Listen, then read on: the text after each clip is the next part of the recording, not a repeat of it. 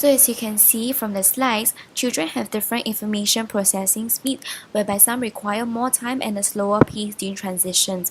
Instead of catering to their needs, my group was caught up in time management instead during the first session.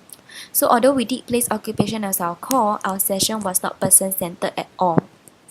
So after self-evaluation and feedback, we relook at our session and rethink of ways to provide client-centeredness, like letting children choose their desired song to shake to during shaker activity, and also grading on activities can be done. Following this, we realized that it improved group dynamics too. Additionally, during sessions, I was advised to employ physical prompts instead of verbal, as they do not contribute to noise levels, plus there are a lot of people in the class. However, through observations, I realized physical prompts do not sustain the child for long, even though it's effective. Also, the child may not like people cupping and turning their face. So therefore, I prefer to employ encouragement mode instead, whereby I focus on good aspects of the child's behavior. For example, Ajit has poor locomotor control, so his chair is with backrest and there are cushion seats. Although a subtle change, it could greatly facilitate his learning. Additionally, my group had the privilege of being debriefed by OT after every session. So he used the sandwich technique, and it really gave a nice ending to our session because it helped me to consolidate my thoughts and feelings earlier. Also, my OT may intervene during sessions sometimes, like saying, "Now, what should you do?" It actually prompted the assessment of the situation then, deciding on possible actions and then acting immediately, which is reflection in action.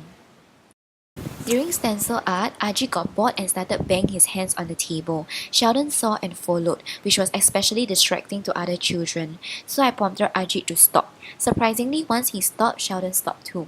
Thinking back, it was actually a reflection of social learning theory. As children learn through observing and modeling, Sheldon followed Ajit's actions.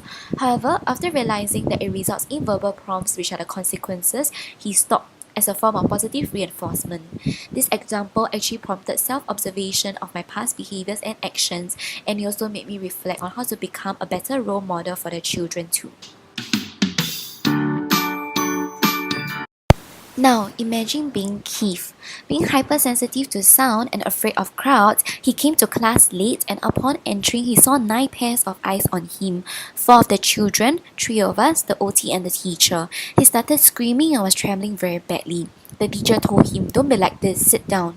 But as I was in charge, I took over and employed an encouraging mode, giving praises for good sitting and listening. Also, I adopted a cognitive perceptual frame of reference, like bringing the book towards him during reading instead of him leaning forward. Slowly, Ajit eased up and we ended the session well. For group leadership, I myself had previous experience in special needs, so I will always try to provide tips and strategies to help facilitate the children better.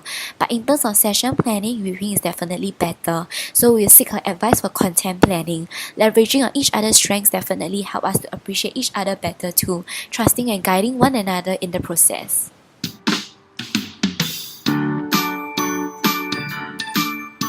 So that day, we actually had a chance to witness our OT structuring the session, creating it in the form of a mission. So children had to walk on a balance beam, climb a ladder to save an animal puzzle piece, then crawl through a tunnel to fit the piece into the puzzle. Besides being rich in sensation like tactile, vestibular, and proprioception, it also offered opportunities to integrate with other sensations like visual. It was also fundamentally based on intrinsic motivation like play, going through a series of obstacles to save the animals. Previously, I had the privilege of working as a behavioral therapist during my gap year. Highly focused on ABA, I was surprised to hear that Kaleidoscope do not use rewards, only praises. Introspecting further, I realized that in the past, I used rewards to motivate and achieve appropriate classroom behavior. However, now with the use of occupations, the child is already engaged. Task praises are only used to maintain their participation levels along with prompts if needed. This realization of how similar yet different both professions are was the ultimate key of my learning experience.